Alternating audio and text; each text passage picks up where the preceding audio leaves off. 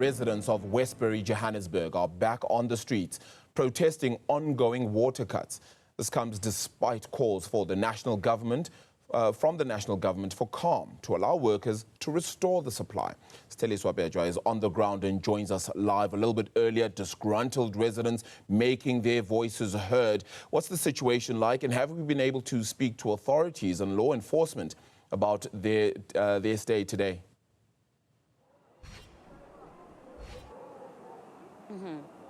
Good morning again, Rabile. Well, I can tell you now that tensions are, quite, rising at this moment. Earlier on, we did see that disgruntled, residents saying that police, why are they even police, stopping them from protesting, making sure that they wanted us to know as the media that this is a peaceful march. And as you can see now behind me, this road is called the Fuel Road, Arabile, and the residents, they are basically saying they don't understand why is it that this road is open to people that are moving from Soweto to the Johannesburg CBD, whereas the roads that are leading or into the Westbury area or getting in and out of the Westbury area have been closed down. And essentially now, earlier on, we showed you that there was a bit of movement.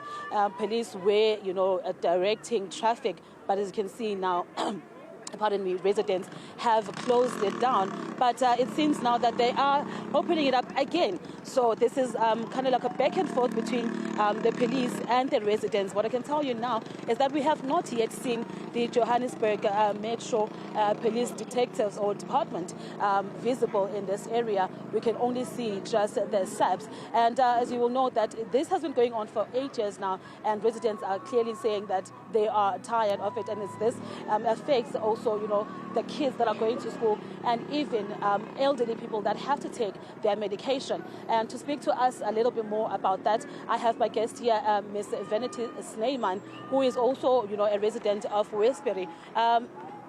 Vanity, tell me a little bit more about your frustration as a resident, having to wake up in the morning and there's no water, having to want to cook in the evening and there is no water. Hi, good morning, people. So it's frustrating. Each and every morning when we wake up in the morning, normally what they have done at around 1 or 2 o'clock in the morning, there would have been water, like a little bit of water.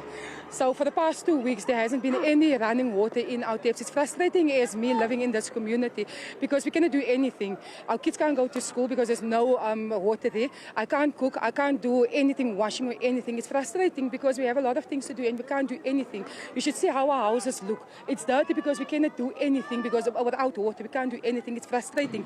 That's why we are here as a community. We are standing up here because we need answers. That's why we are currently, and we're not going to leave up until we get answers. Yeah. I understand that the houses do not have water, but we got information that the hospital or clinics around here, as you will understand, that there is the Rahim Musa Mother and Child Hospital.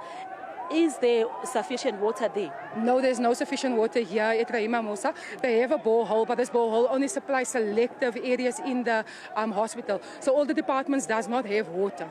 They don't have water as well as the surrounding clinics in our area. They don't have water. The doors are shut because there's no water at all. They can't assist our people because there's no water. Yeah. We can't do anything.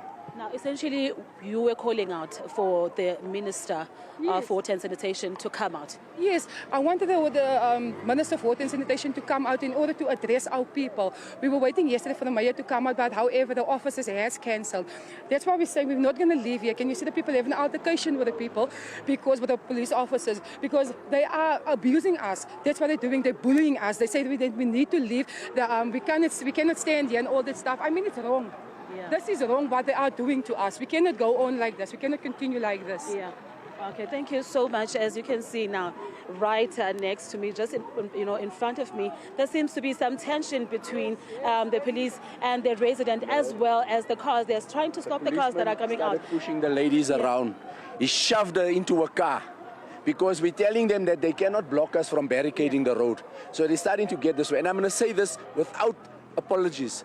This is the highway from Soweto to town. That is why Pops is here, to make sure this road is open.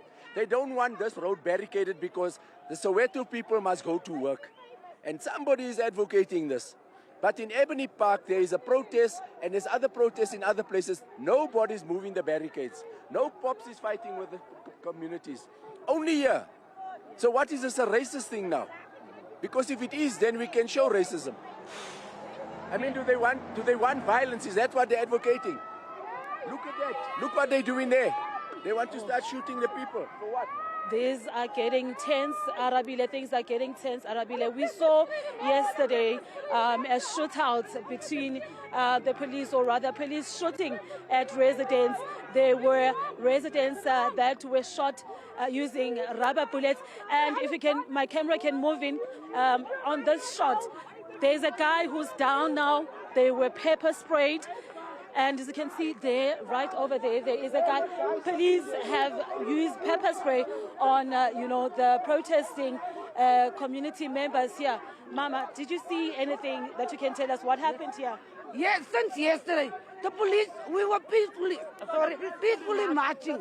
They started the pepper spraying us, rubber bullets. They were shooting between. The children came from school already because the waters did send the children home. They started pepper spraying the people. They shot us with rubber bullets. We had to run into the houses here, and we were peacefully. Nobody had weapons or something, but they're still carrying on now. We still don't have water. I have a grandchild at home. She's so small, a baby. My daughter has periods. How can she wash? It's already 2 weeks since we don't have water. We can't even do our washing. It's not right. Thank you so much. Arabile, a lot of moving parts in this area. As you can see now, the police, are up in arms with the community. We saw 2 guys who were being pepper sprayed. And the basis of all of this is that the community does not understand as to why is the road that's going from Johannesburg to the CBD open, saying that their grievances are not being heard. They also called out the Johannesburg Mayor, Dada Morero, who was supposed or had promised to come and listen to the people yesterday. But then subsequently to that, he did cancel on the people. Another factor is that the local councillor has gone on holiday when, the residents have been on strike. And you understand that, Arabile, this has been going on for the past couple of days. And essentially it is on the news. And you would expect that the local councillor would be, present to hear what the people have to say, or to, for some form of assistance. As you can see now in my shot, there is a police van that's making its way in, and the residents, I need to reiterate this, Arabile, that the residents are saying this is a peaceful protest. And some of their grievances is the fact that neighboring areas like Slovo do have water, but for them it's been a situation that has been ongoing for the past 8 years now, and there essentially has been no change.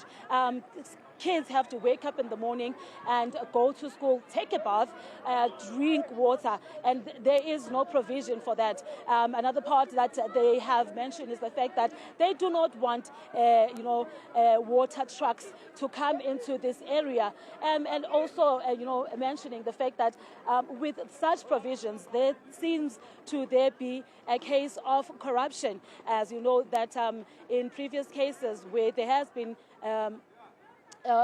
water tankers that have been, providing water. There has been some, mentioning of that these people issue out tenders to friends of theirs. So this is one of, the frustrations that we have heard from the people of Westbury. As it stands now, the situation is a bit calmer than it was just a few minutes ago. We will still monitor this area, Arabile, but I can tell you now that residents in Westbury really are angry. Later on, Arabile, we are going to be attending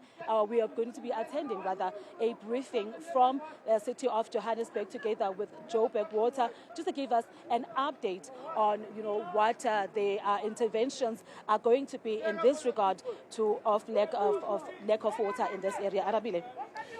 Sitheliswa, an important story here because the community, the residents, all disgruntled, angry, and continuing to say that they will protest and they will make their voices heard.